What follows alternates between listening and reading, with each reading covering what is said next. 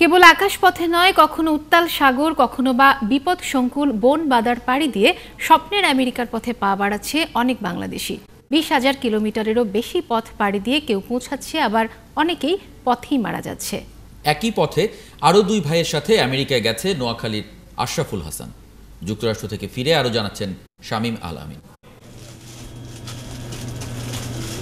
নোয়াখালীর সোনাইমুড়ি থেকে যুক্তরাষ্ট্রের নিউ ইয়র্ক পৌঁছাতে আশরাফুল হাসানের সময় লেগেছে 9 মাস।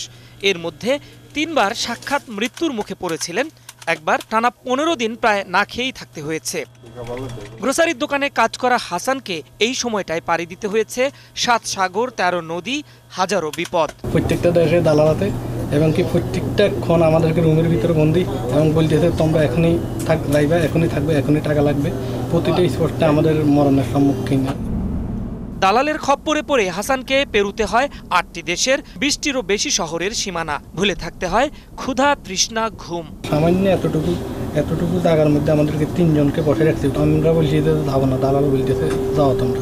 এরপরে বহুত রিক্সের পরে আবার ওইখানে আমাদের অনেকক্ষণ তপ্তাতপ্তির পরে আমরা দেখছি যে আমাদের উপায় নেই, ফিরের কোনো জায়গা নেই। 2005 সালের মার্চ মাসের কথা। 4 মাসের ভ্রমণ ভিসা নিয়ে দুবাই হয়ে প্যারাগুয়ে, সেখান থেকে পর্যটক ভিসায় ব্রাজিল। প্যারাগুয়ে আসি দেখি যে 250 বাঙালি, ব্রাজিল আসি দেখি যে 20-30 জন, সবাই জায়গা রোডের সম্মুখীন এবং কি সবাই খুঁজতেছে কিভাবে আমেরিকা যাইব।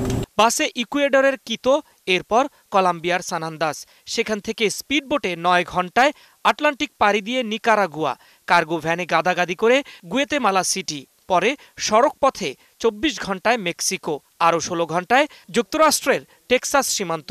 মেক্সিকো টেক্সাস বর্ডারে আসছি। বর্ডারে আসার পর ওইখান থেকে আমাদেরকে বলতেছে একটা খাল পার হইতে হবে। তো খাল পার হইতে হবে, ওইখান থেকে একটা খাল পারিলাম। খাল পার হওয়ার পরে একটা বন আছে, বনে দিয়ে আমরা 5 ঘন্টা হাঁটছি, 9টা ইমিগ্রেশন ক্রস করছি। এর মধ্যে বাংলাদেশ তারকান্ডার বেড়া ছিল, 2 সাইডে তারকান্ডার বেড়া টাচ করছি। তারকান্ডার বেড়া শুধু এক বিঘত উপরে, ওই 1 বিঘতের মধ্যে লাগলে আমাদেরকে পুলিশ ধরে ফেলেন। অভিবাসীদের নিয়ে কাজ করেন এমন একজন আইনজীবী জানালেন, এ ধরনের 1000 খানেক মামলা তিনি পরিচালনা করেছেন। ট্রাকের ভিতরে ঢুকছে ওরা মালের সাথে, কোনো সময় দীর্ঘ সাগর তারা ফায়ার দিচ্ছে, অনেক সময় একটা forbidden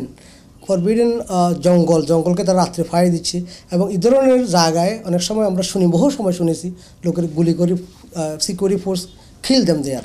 So it is a life risk. This is not the way to do.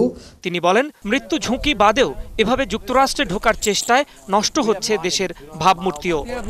Shamim আল আমিন, 71, যুক্তরাষ্ট্র।